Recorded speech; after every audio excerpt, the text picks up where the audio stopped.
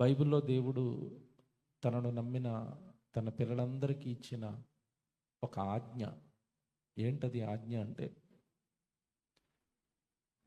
భూమి మీద ఉన్న మనుషులందరూ నేను తండ్రిని, నేను కన్నాను అని నన్ను తెలుసుకోవాలి. యేసుక్రీస్తుల వారిని సొంత రక్షకుడిగా, ప్రభువుగా అంగీకరించాలి. అంగీకరించి రక్షణ పొందాలి, బాప్తిస్మం తీసుకోవాలి. ఓకే,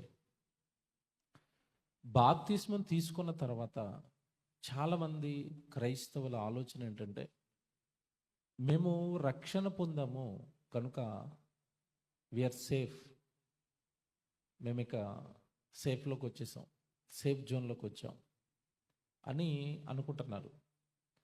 ఇది కేవలం బాప్తిస్మం పొందిన వాళ్ళందరూ, బాప్తిస్మము తీసుకున్న వాళ్ళందరూ సంఘంలోకి చేర్చబడ్డారు, రక్షణ పొందారు. Very good. ఈ రక్షణ పొందిన వారికి దేవుడు రక్షణ పొందిన వెంటనే మరొక బాధ్యతను అప్పగించాడు. మరొక పని మీరు చెయ్యాలి అని చెప్పాడు. ఈరోజు సంఘం పరిస్థితి ఏంటంటే, ఫస్ట్ది ఫిల్ చేశారు, అంటే రక్షణ పొందండి అన్నారు, రక్షణ పొందారు. రక్షణ పొందిన వాళ్ళకి నెక్స్ట్ మరొక పని చెప్పాడు దేవుడు, అది చేయటం లేదు. అందుకే పేరుకు క్రైస్తవులు ఆత్మీయ జీవితంలో ప్రభువు కనపడడు, ప్రభు ఉద్దేశాలు కనపడవు, ప్రభు ఆలోచనలు కనపడవు, ప్రభు కోరుకున్న మనస్సులు కనపడవు, ప్రభు కోరుకున్న క్యారెక్టర్ కనపడదు, ప్రభు కోరుకున్న ఉద్దేశాలు కనపడవు. ఏంటి రక్షణ పొందిన వాళ్ళందరికీ దేవుడు చెప్పిన సూత్రం, వెంటనే మీరు చేయాలని చెప్పిన మాట ఏంటంటే, ఒకసారి బైబిల్లో మనం చూద్దాం. తిమోతికి రాసిన మొదటి పత్రిక, అందరూ తీయాలి. తిమోతికి రాసిన మొదటి పత్రిక 2వ అధ్యాయం 4వ వచనం చూద్దాం. తిమోతికి రాసిన మొదటి పత్రిక 2వ అధ్యాయం 4వ వచనం. ఆయన మనుషులందరూ రక్షణ పొంది, చూసారా, రక్షణ పొంది చాలు, ఎనఫ్, రక్షణ పొందారు చాలు అన్నాడా? కంటిన్యూషన్లో ఏదో చెప్తున్నాడు చూడండి అక్కడ. మనుషులందరూ రక్షణ పొంది సత్యమును గూర్చిన అనుభవ జ్ఞానం గలవాడై ఉండవలెనని ఇచ్చయించుచున్నాడు. ఇచ్చయించుచున్నాడు అంటే ఇష్టం కలిగి ఉన్నాడట. దేవుడికి ఇష్టమట. ఏంటి ఇష్టం దేవుడికి? మనుషులందరూ రక్షణ పొందాలి, బాప్తిస్మం తీసుకోవాలి. బాప్తిస్మము తీసుకున్న వాళ్ళందరూ కూడా సత్యము అనగానే దేవుని మాట, వాక్యం, ఈ వాక్యమును గూర్చట అనుభవ జ్ఞానం గలవారై ఉండాలి. అనుభవ జ్ఞానం అంటే ఎక్స్పీరియన్స్డ్ క్యాండిడేట్స్ అన్నాడు, అదేనా ఇంగ్లీష్ పదం. అనుభవం అంటే ఏంటి చెప్పండి? ఎక్స్పీరియన్స్. స్త్రీలకి వివాహమైన కొత్తలో అత్తవారింటికి వెళ్తారు, అప్పటికి వంటలు సరిగా రావు, ఎందుకంటే తల్లిగారింటి దగ్గర సరిగా వంట చేయరు, తల్లి చేస్తూ ఉంటుంది. అత్తవారింటికి వెళ్ళిన తర్వాత బాధ్యతలు ఎవరికి అప్పగిస్తారు? కోడలికి అప్పగిస్తారు. స్టార్టింగ్లో వంటలు సరిగా రావు, అత్తమ్మ తిడుతుంది, మామయ్య తిడతాడు. వాళ్ళు తిడుతుంటే ఏడ్చుకుని ఆ బాధలో నుంచి కసిగా స్టార్ట్ చేస్తుంది ఏం చేయటం? వంట చేయటం. ఒక 5 సంవత్సరాలకి 10 సంవత్సరాలకి వెళ్ళండి, మా కోడలు వంటలు వండుతుందండి, సూపర్ అండి అంటాడు వాళ్ళ మామయ్య. తర్వాత ముందు తిట్టిన ఆయన తర్వాత ఎందుకు పొగుడుతున్నాడంటే, ఆ వంట చేయటంలో ఈవిడ ఏమి సాధించింది? ఎక్స్పీరియన్స్, అనుభవం అంటారు కదా, అర్థమవుతుందా? మామూలు డ్రైవర్కి ఎక్స్పీరియన్స్ డ్రైవర్కి బండి తోలుతున్నప్పుడు తేడా తెలిసిపోద్ది. ఎక్స్పీరియన్స్ డ్రైవర్ అనుకోండి, చాలా బాగా నడిపిస్తాడు కారు, అప్పుడప్పుడే కొత్తగా ఎక్కాడు అనుకోండి గుంతల్లో పెట్టేస్తాడు, కారు ఇరిగిపోద్ది, యాక్సిడెంట్లు జరుగుతాయి. సో ఎక్స్పీరియన్స్ అంటే చేసి చేసి చేసి చేసి ఒక వండర్గా దాన్ని చేస్తున్నాడు అనుకోండి ఆ పనిని, అప్పుడు ఏమంటారు అతన్ని? అనుభవం కలిగిన వాడు, ఎక్స్పీరియన్స్ కలిగిన వాడు. ఓకే, ఇప్పుడు బైబిల్లో దేవుడు డ్రైవింగ్ మీదో వంట మీదో మీకు ఎక్స్పీరియన్స్ ఉండాలి అని రాయించలేదు. అక్కడ దేంట్లో ఉండాలట? మనుషులందరూ రక్షణ పొంది సత్యమును గూర్చి, అండర్లైన్ చేసుకోండి ఆ పదం, దేని గూర్చి? సత్యమును గూర్చి. సత్యమును గూర్చి అంటే బైబిలులో ఉన్న దేవుని వాక్యమును గూర్చి. సత్యము అనగానే అర్థం ఏంటో తెలుసా? వాక్యము. తెలుసు కదా మీకు అది. నీ వాక్యమే సత్యం. యోహాను సువార్త 17వ అధ్యాయంలో ఉంటుంది, మీరు చాలాసార్లు చదువుకుంటారు. అలాగే దీనికి మరొక బేస్ ఏంటంటే, బైబిల్లో దేవుడు వాక్యమే సత్యం అనడానికి మనకు బైబిల్లో బేస్ ఏంటంటే, సమూయేలు గ్రంథం మనం చదువుతున్నప్పుడు, సమూయేలు గ్రంథం రెండవ సమూయేలు గ్రంథం ఒకసారి తీయండి. సమూయేలు 2వ గ్రంథం 7వ అధ్యాయం 28వ వచనం చూడండి ఒకసారి. సమూయేలు 2వ గ్రంథం 7వ అధ్యాయం 28వ వచనం చూడండి. యెహోవా నా ప్రభువా, మేలు దయచేదువని నీవు నీ దాసుడవైన నాకు సెలవిచ్చితివి గనుక, నీవు దేవుడవు గనుక నీ మాట సత్యము. చూసారా ఎంత బాగుంది, అది అండర్లైన్ చేసుకోండి. నీవు దేవుడవు గనుక నీ మాట సత్యం. బాగా వినండి, దేవుడి మాటే సత్యం. ఆది కాండం నుంచి ప్రకటన గ్రంథం వరకు ఉన్నవన్నీ మాటలు ఎవరి మాటలు చెప్పండి ఇప్పుడు? దేవుని మాటలు. అంటే సత్యము అనగానే బైబిల్, సత్యము అనగానే వాక్యం. మీకు ఒక ఎగ్జాంపుల్ చెప్పనా? బైబిల్లో ఉన్న మాటలే సత్యం అనడానికి మీకు ఒక ఎగ్జాంపుల్ చెప్తాను. లోకంలో టాప్ మోస్ట్ తెలివైన వాళ్ళు చెప్పేది రైట్ అనడానికి ఒక వర్గం ఉంటుంది. ఎవరు చెప్పండి? ప్రపంచం వాళ్ళ మాటలే నమ్ముతుంది. ఎవరు? శాస్త్రవేత్తలే. వాళ్ళే కదండి ప్రపంచానికి మోస్ట్ తెలివైన వాళ్ళు. అంటే ఎవరు? శాస్త్రవేత్తలే. ఇప్పుడు ఈ శాస్త్రవేత్తలు జ్ఞానులు అంటారు, గొప్పవారు అంటారు, ఇంటలెక్చువల్స్ అంటారు. వాళ్ళు ఏం చెప్పినా సరే అది సత్యం అండి, వాళ్ళ ప్రయోగాలు చేసి చెప్తారండి అంటారు. ఓకే, కొద్దిసేపు వాళ్ళు తెలివైన వాళ్ళు చెప్పేది సత్యం అనుకుందాం. శాస్త్రవేత్తలు చెప్పే మాటలన్నీ సత్యాలేనా? అబద్ధాలు చెప్తారా? బాగా ఆలోచించండి. అన్ని నిజాలే చెప్తారా? అబద్ధాలు చెప్తారా? అబద్ధాలు చెప్తారా? వాళ్ళు భూమి బల్లపరుపుగా ఉందని మొదటి లోకానికి చెప్పింది ఎవరు? శాస్త్రవేత్తలే. తర్వాత 4 ఖర్చుకుని లేదు లేదు లేదు గోళాకారంగా ఉందని మళ్ళా చెప్పింది ఎవరు? శాస్త్రవేత్తలే. ముందు ఆ బల్లపరుపుగా ఉంది అని వాళ్ళు ఎప్పుడైతే చెప్పారో, నమ్మిన వాళ్ళు అందరూ అబద్ధాన్ని నమ్మారా, నిజాన్ని నమ్మారా? అబద్ధాన్ని నమ్మారు. తర్వాత 4 ఖర్చుకుని లేదు మేము చెప్పింది తప్పు, భూమి ఎలా ఉంది గోళాకారం. బైబిల్లో దేవుడు ఎక్కడైనా, బాగా వినాలి మీరు, ఆది కాండం నుంచి ప్రకటన గ్రంథం వరకు నేను ఈ విషయం కొంచెం తప్పు చెప్పాను, దీన్ని మీరు సరి చేసుకోండి అన్నాడు బైబిల్ ఎక్కడైనా? అంటాడా? ఎందుకంటే చెప్పండి, ఎందుకంటే బైబిల్లో ఉన్నది మాటలు మనుషులు కాదు సరి చేసుకోవడానికి. ఎవరివి? దేవుడివి. ఒక్కసారి బైబిల్లోకి ఆ మాట ఎక్కింది అంటే తరతరాలు యుగయుగాలు ఆ మాట స్టాండర్డ్ అంతే. కారణం, నీవు దేవుడవు కనుక నీ మాట సత్యం. శాస్త్రవేత్త ఏమంటే రాజకీయ నాయకుడా లేదా డాక్టరా యాక్టరా, వీళ్ళ మాటలన్నీ కూడా నీవు మనుషుడు కనుక నీ మాట అసత్యం. అంతే కదా? ఇప్పుడు దేవుడి మాట సత్యం. బెస్ట్ ఎగ్జాంపుల్ ఇంకోటి మీకు చెప్పనా? ప్రారంభం నుంచి ఈ శాస్త్ర ప్రపంచం ఏమండి బైబిల్కు యాంటీగా, బైబిల్కు విరుద్ధంగా మనిషి పుట్టుక గురించి ఏం చెప్పుకుంటూ వెళ్ళిందంటే, మనిషి కోతి నుండి పుట్టాడు అని చెప్పింది. చెప్పారా? చిన్నపిల్లలు స్కూల్లో వెళ్ళినప్పుడు చాట్లు ఉంటాయి. ఏంటి? వంగి నడుస్తున్న కోతి, తర్వాత సగం నుంచున్న కోతి, ఆ తర్వాత పూర్తిగా 2 కాళ్ళపైన నుంచున్న కోతి, ఆ తర్వాత తోక ఊడిపోయిన కోతి. చూపించారా? చూపించి మనుషులకి, పిల్లలకి ఏం చెప్పారు? మన పూర్వీకులంతా కోతులు, మన తాత కోతి, మన తాత కోతికి తోక ఉండేది, మన తాత కోతికి తోక ఊడిపోతే ఆ తర్వాత ఆ కోతి నుండే మనం అందరము వచ్చాం.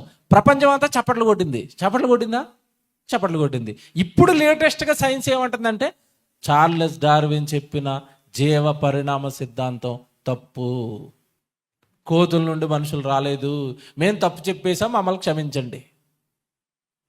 ఇప్పుడు మీకు ఏం అర్థం అవ్వాలి?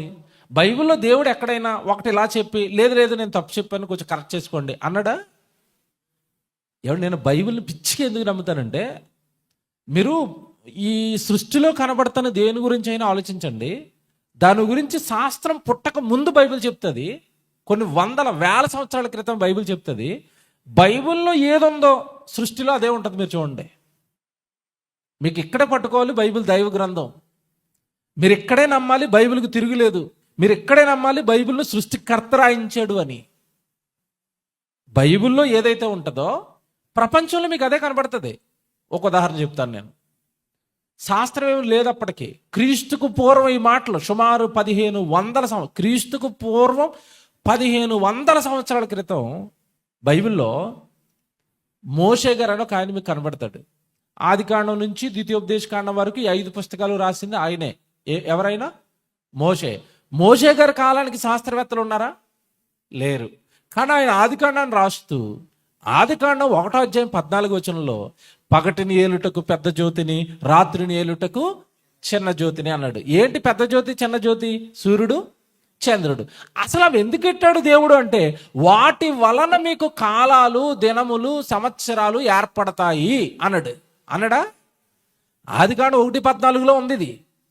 శాస్త్రం తలకిందులుగా తపస్సు చేసి భూమి తన చుట్టూ తాను తిరిగితే ఒక రోజు ఏర్పడుతుందని నిన్నగాక మొన్న చెప్పారు. ఇల్లు వండర్ అయిపోయింది. నేను బాగా చదువుకున్నాను, లోకంలో బైబిల్ కూడా చదువుకున్నాను. అసలు శాస్త్రంలో శాస్త్రవేత్తలు చెప్పని సంగతులన్నీ అసలు శాస్త్రం పుట్టకముందే బైబిల్ ఎలా చెప్తుంది అంటే, బైబిల్ వెనకాల మనుషులు లేరు. బైబిల్ వెనకాల ఎవరున్నారు? సృష్టికర్త. సృష్టిని ఎలా చేశాడో రాయించాడో అలాగే సృష్టి ఉంది, అంతే. That's it.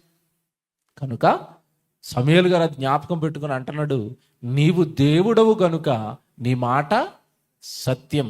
కోతు నుండి మనుషులు వచ్చారో నాలుగు కరుచుకుంది. కానీ దేవుడు ఎక్కడ బైబిల్లో ప్రారంభం కోతు నుండి చేశానని రాశాడా? రాయలేదు. నేలమట్టితో నరుని చేశాను, నా జీవవాయువును ఊదాను, అప్పుడు నరుడు జీవాత్మ అయ్యాడు. తర్వాత పక్కటెముకను తీశాను, స్త్రీని చేశాను, వాళ్ళిద్దరికి వివాహం చేశాను. మొట్టమొదటి మనిషి పుట్టాడు, కయ్యను. నెక్స్ట్ హేబేలు, నెక్స్ట్ షేతు. చూసారా? ఇది బైబిల్ చెప్పింది. ఇది ఇప్పుడు శాస్త్రం ఒప్పుకుంది. కనుక బైబిల్లో ఉన్న ప్రతి మాట సత్యం. ఓకేనా? ఇప్పుడు రక్షణ పొందిన వాళ్ళు అంటే బాప్తిస్మం తీసుకున్న వాళ్ళతో ఏం చెప్తున్నాడు? మీరు రక్షణ పొంది నెక్స్ట్ సత్యమును గూర్చి మీరు అనుభవ జ్ఞానం కలిగిన వారుగా మారిపోవాలి. అంటే నన్ను నమ్మిన ప్రతి వాడు నా బైబిల్ గురించి ఎవరు మాట్లాడినా సమాధానం చెప్పగలిగిన ఎక్స్పీరియన్స్ సంపాదించాలి అన్నది ఒక మాట. ఎప్పుడైనా మనకు అనుభవం రావాలి అంటే ఆ పనిని మనం ఏం చేయాలి చెప్పండి? ముందు నేర్చుకోవాలి కదా. వంటలో ఎక్స్పీరియన్స్ రావాలంటే ఏం చేయాలి? వంట పుస్తకాలు చదివితే వస్తుందా? చేస్తే వస్తుందా? మీరు చెప్పండి. యూట్యూబ్లో వీడియో చూస్తే వస్తుందా? అండ్ యూట్యూబ్లో వంట ఎలా చేయాలో వాళ్ళు చెప్తుంటే ఇక్కడ చేస్తే వస్తుందా? చేస్తే వస్తుంది. ఏమంటే ఒక ఆయన జోకు, నేను చచ్చిపోయి నవ్వలేక 10 నిమిషాలు యూట్యూబ్ ఇలాగ ఆన్ చేశాడు. అంటే భార్య అన్నదట, నీకు వంట రాదంటే, నీకేనంటే వంట వచ్చు, నేను కూడా చేస్తాను, నువ్వు అలా పక్కన కూర్చొని ఇంట్లో కూర్చోబెట్టి ఈయన కిచెన్లో కూర్చొని వంట స్టార్ట్ చేశాడు. రాదు కదా ఈయనకి, ఎందుకైనా మంచిదని సేఫ్ సైడ్ యూట్యూబ్ ఆన్ చేశాడు. యూట్యూబ్ ఆన్ చేసి కావలసిన పదార్థాలన్నీ రెడీ చేశాడు. పొయ్యి మీద గిన్నె అట్టమన్నాడు, గిన్నె పెట్టాడు. అంతే, ఎగ్జాక్ట్గా వాడు ఏమేమంటున్నాడు అన్నీ వేస్తున్నాడు. వేసి తిప్పుతా ఉన్నాడు. యూట్యూబ్ అయిపోయింది, అక్కడ వీడియో అయిపోయింది, ఇక్కడ తిప్పటం అయిపోయింది, ఆపాడు. ఒకసారి అలా చూసేసరికి ఎక్కడేసిన ముక్కలు అలాగే పచ్చిగానే ఉన్నాయి అన్నీ. తర్వాత అడిగాడట, ఏంటి అతను చెప్పినట్టుగానే చేశాను, వంట సరిగా రాలేదంటే. అలా ఆవిడ వచ్చి అంటుందట, వంట జరగాలంటే కింద పొయ్యి వెలిగించాలని చెప్పిందట. అంటే అర్థం ఏంటి? వీడు వంట అంతా బాగానే చేశాడు కానీ కింద ఏం వెలిగించలేదు, పొయ్యి వెలిగించాలి కదా. పని రానోడు చేస్తే ఇలాగ ఉంటుంది. అదే స్త్రీని వంట చేయమంటే సూపర్, 10 నిమిషాలు కూర్చోండి మొత్తం రెడీ అంటది. ఎందుకు? ఈవిడ అందులో ఏం సంపాదించింది? ఎక్స్పీరియన్స్, అనుభవం సంపాదించింది. అలాగే దేవుడు కోరుకుంటున్నాడు, నన్ను నమ్మిన నా పిల్లలందరూ కూడా నేను రాయించిన బైబిల్ ఏదైతే ఉందో అందులో అనుభవ జ్ఞానం గలవారుగా మారిపోవాలి అన్నట్టు. అంటే అనుభవం రావాలంటే మనం ఏం చేయాలి? ఇప్పుడు నేర్చుకోవాలి. అందుకే ఉదయకాలంలో కూడా ఈ బైబిల్ తరగతులు పెడుతున్నది ఎందుకంటే ఇందుకే. మీరు సత్యమును గురించి ఏం సంపాదించాలి? అనుభవ జ్ఞానం అన్నట్టు మీకు చూపిస్తాను. ఇప్పుడు ఇది పాత నిబంధనలో ఇశ్రాయేలుల దగ్గర నుంచి కొత్త నిబంధనలో ఏర్పడిన క్రైస్తవుల వరకు దేవుడు అందరితోనే మాట చెప్తున్నాడు. ఏంటంటే మీరు ఇశ్రాయేలీలైనా క్రైస్తవులైనా నన్ను నమ్మిన ప్రతి వాడు నేను రాయించిన మాటలు ఖచ్చితంగా నేర్చుకోవాలి అన్నడంతే. మీరు నేర్చుకోవడానికి టైం పెట్టుకోవాలి, ఇంక నో ఆప్షన్. ఇక నేర్చుకుంటే ఏం జరుగుతుంది, నేర్చుకోకపోతే ఏం జరుగుతుంది, ఈ రెండు చూపిస్తాను ఈరోజు నేను. నేర్చుకున్న వారు ఎలా ఉంటారు బైబిలును, వాక్యాన్ని, నేర్చుకొనని వారు ఎలా ఉండిపోతారు.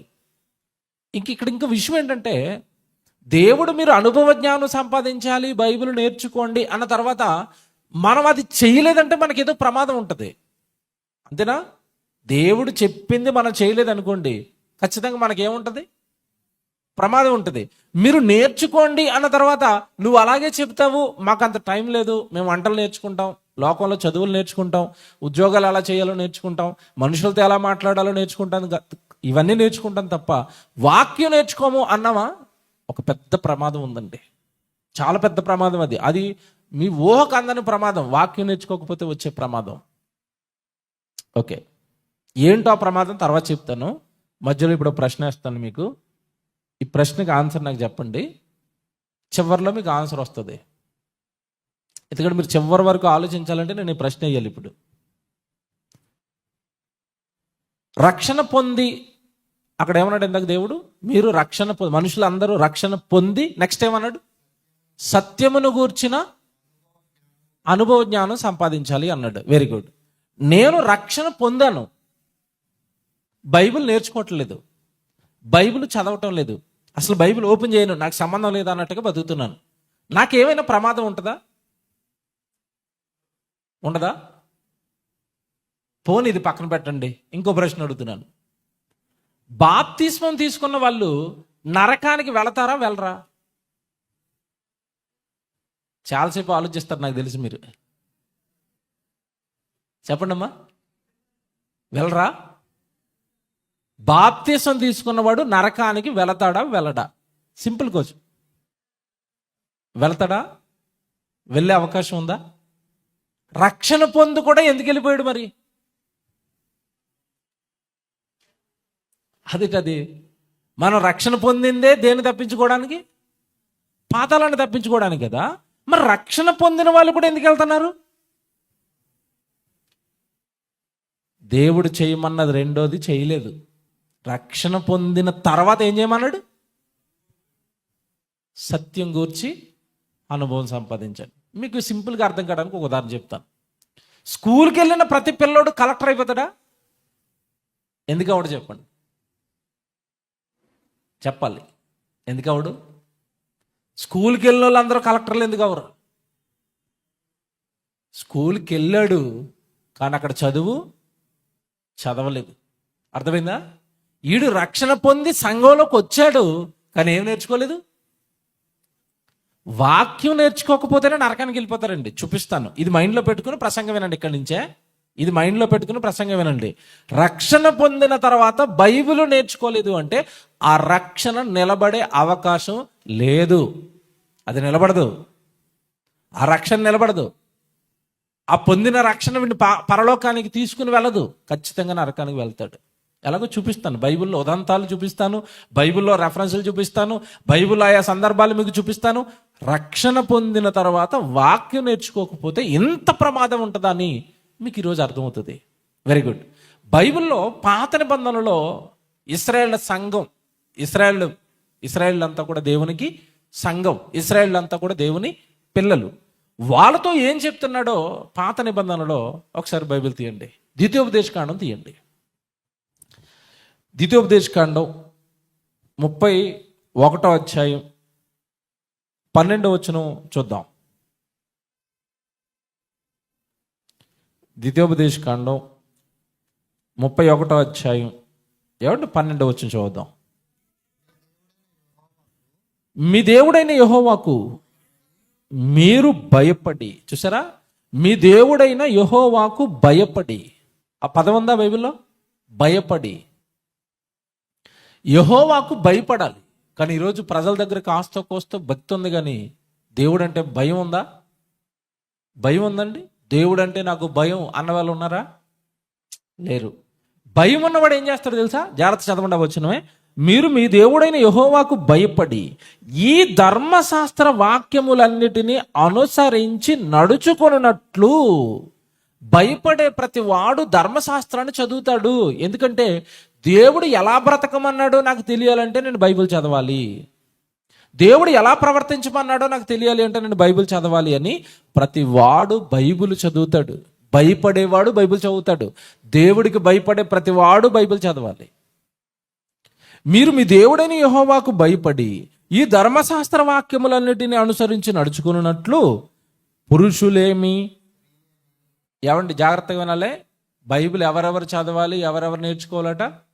పురుషులేమి, స్త్రీలేమి, పిల్లలేమి, నీ పురములో ఉన్న పరదేశులేమి వాటిని విని నేర్చుకొనుటకై అందరినీ పోగు చేయవలెను. బైబిల్ నేర్చుకోవడానికి ఎవరెవరిని పోగు చేయాలట? అందరినీ. అందులో ఎవరెవరున్నారు? పురుషులు, స్త్రీలు, చివరికి పిల్లలు కూడా ఏమి నేర్చుకోవాలి? బైబిల్ నేర్చుకోవాలి. పరాయి దేశస్తులు, మీకు ఏమైనా అతిథులు ఉంటే వాళ్ళని కూడా తీసుకొచ్చి కూర్చోబెట్టాలట. ఇది పాత నిబంధనలో ఇశ్రాయేలుకి చెప్పాడు దేవుడు. మీరు ఖచ్చితంగా మీరు అందరూ కూడా బైబిల్ ధర్మశాస్త్ర వాక్యాలన్నిటిని విని నేర్చుకోవడానికి మీరు అందరూ కూడా ఒక చోట కూడుకోవాలి. అక్కడ కూడుకొని మీరు అవన్నీ కూడా వినాలి, నేర్చుకోవాలి. అందరూ అన్నట్టు చూసారా? పురుషులు, స్త్రీలు, పిల్లలు. అంటే ఫ్యామిలీలో ఉన్న వాళ్ళందరూ కూడా కూర్చుని ఏం వినాలి? వాక్యం వినాలి. ఎందుకు వినాలి? వినకపోతే ఏం జరుగుతుంది?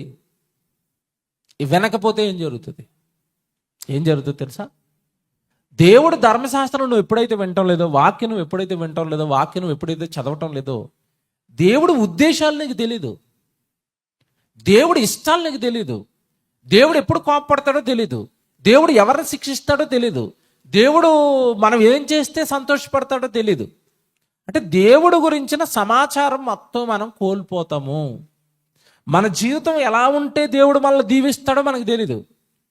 మన జీవితం ఎలా ఉంటే దేవుడు మనల్ని శిక్షిస్తాడో మనకు తెలీదు. మన జీవితం ఎలా ఉంటే దేవుడు మనల్ని ఆదరిస్తాడో మనకు తెలీదు. జాగ్రత్తగా వినాలి ఇవన్నీ.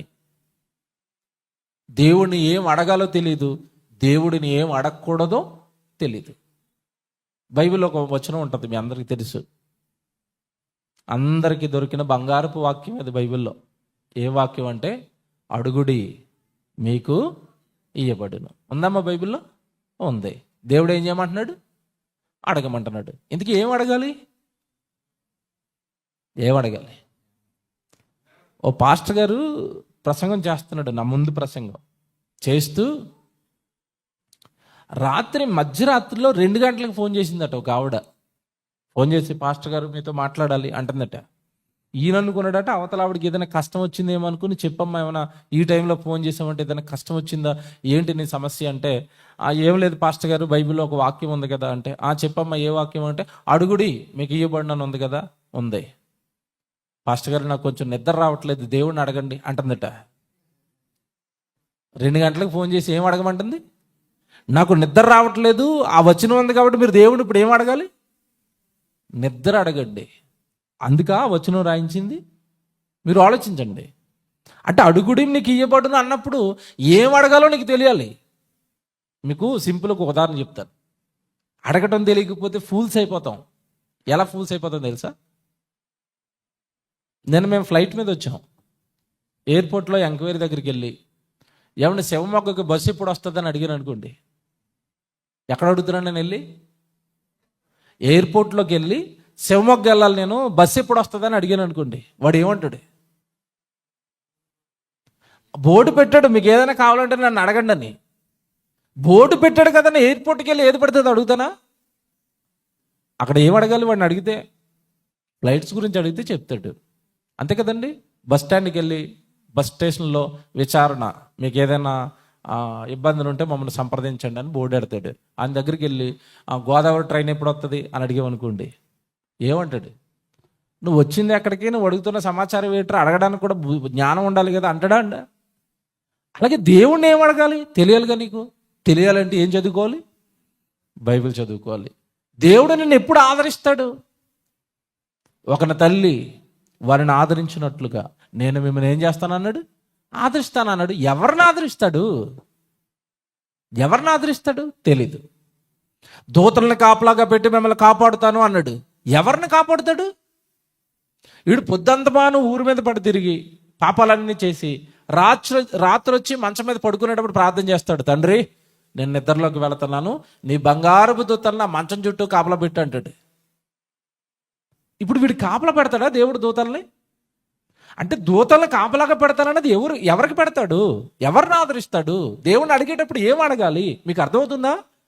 సో బైబిల్ నేర్చుకోకపోవడం వల్ల ఇంత కన్ఫ్యూజ్లో ఉంటావు నువ్వు.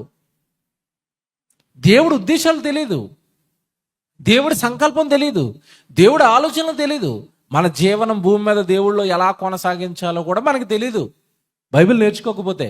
అందుకే పాత నిబంధనలో ఉన్న ఇశ్రాయేలు దగ్గర నుంచి కొత్త నిబంధనలో ఉన్న క్రైస్తవుల వరకు ఒకటే చెప్తున్నాడు, మీరు నా సత్యవాక్యాన్ని, నా సత్యాన్ని మీరు నేర్చుకుని అందులో మీరు ఏమవ్వాలి? అనుభవ జ్ఞానం గలవారైపోవాలి.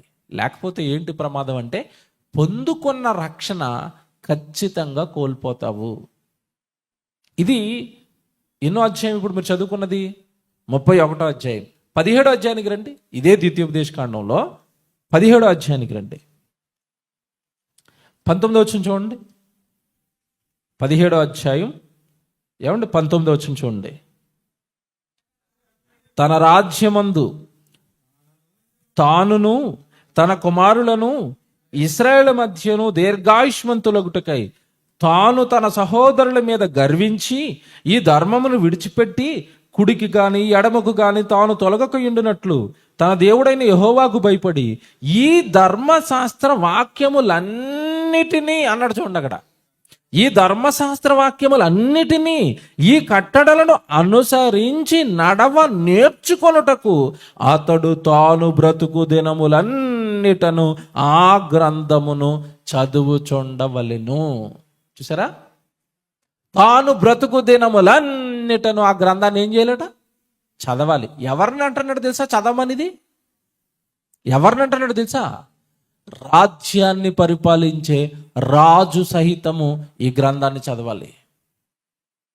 వాడు పడిపోయే అవకాశం ఉంటుంది, వాడు తన పరిపాలనకు అప్పగించిన సహోదరుల మీద తిరగబడే అవకాశం ఉంటుంది, పాపం చేసే అవకాశం ఉంటుంది. కనుక వాడు ఆ రాజు పరిపాలించేవాడు, దేశాన్ని పరిపాలించేవాడు, రాష్ట్రాన్ని పరిపాలించేవాడు ఈ ధర్మాన్ని చదవాలి అంటున్నాడు.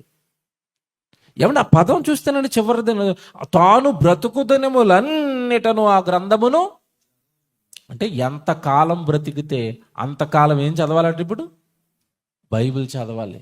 రాజునే బైబిల్ చదవమంటున్నాడు అంటే సామాన్యుల పరిస్థితి ఏంటి మీరు ఆలోచించండి. అందుకే స్త్రీలు లేరు, పురుషులు లేరు, పిల్లలు లేరు, పరదేశులు లేరు, చివరికి రాజు లేడు. అందరూ కూడా ధర్మశాస్త్రాన్ని ఏం చేయాలి? చదవాలి. ఎప్పుడెప్పుడు చదవమన్నాడు? ఎప్పుడెప్పుడు చదవమన్నారు? దావీదు గారు చెప్పిన మాట జ్ఞాపకం చేయండి, అందరికీ తెలుసు. ఎప్పుడెప్పుడు చదవమన్నాడు?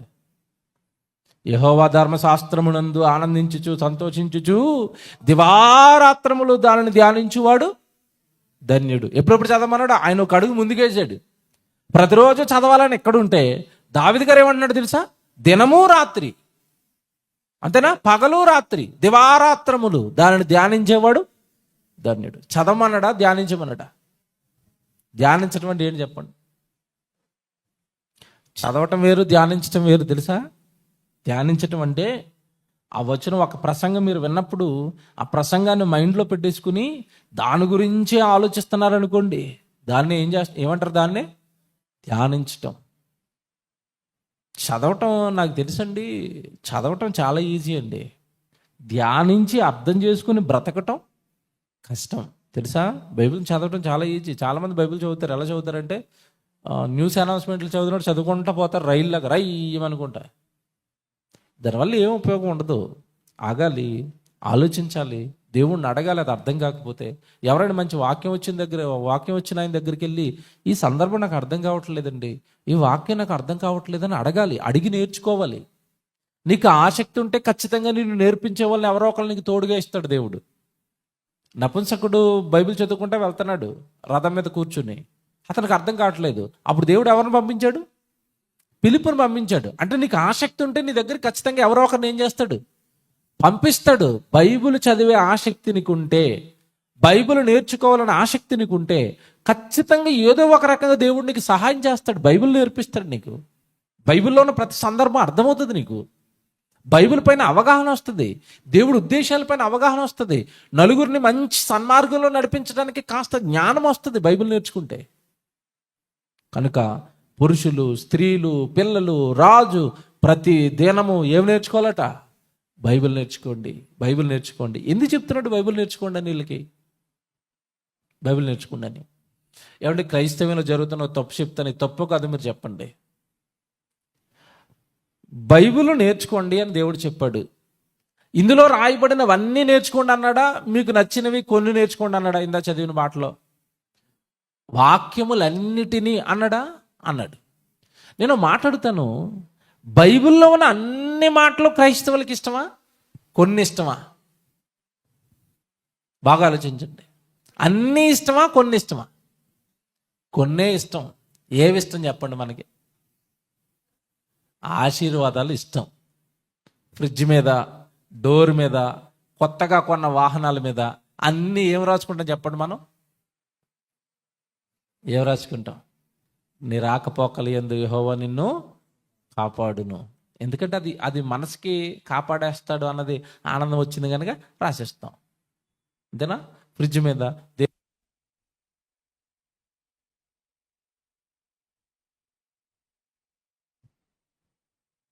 హలో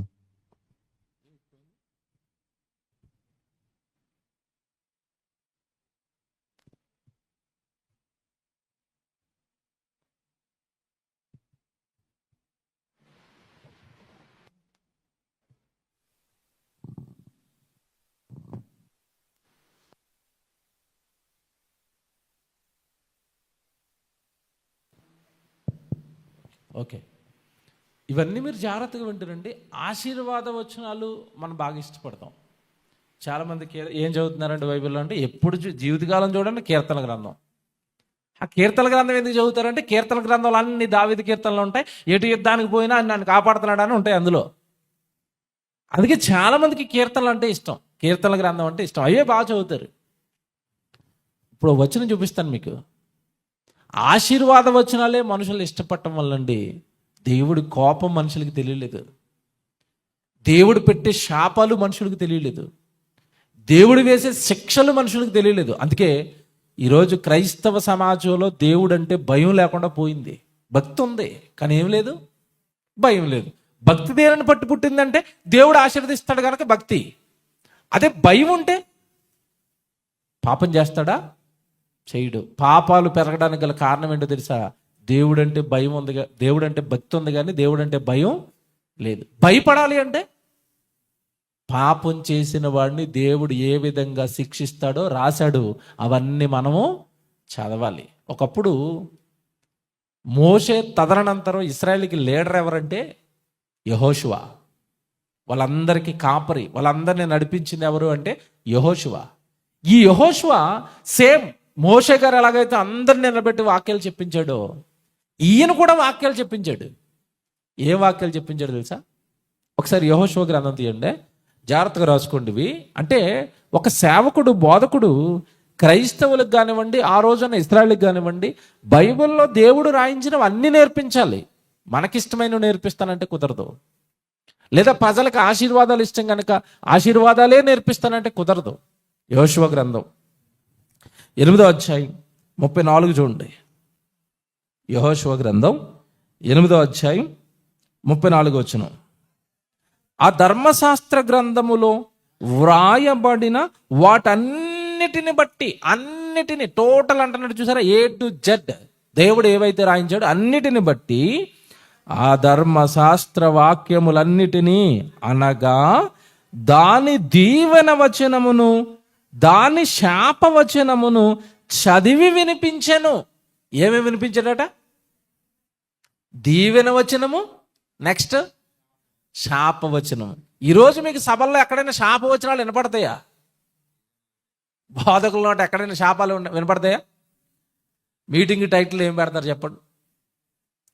స్వస్థత, ఆశీర్వాద పండుగలు. రెండో టైటిల్ చెప్పనా? దేవుని శాపనార్థ పండుగలు అని పెట్టారు అనుకోండి. ఎవడైనా వస్తాడా మీటింగ్కి? వస్తాడా? రాడు. అలాగని మరి బైబిల్లో శాపాలు లేవా?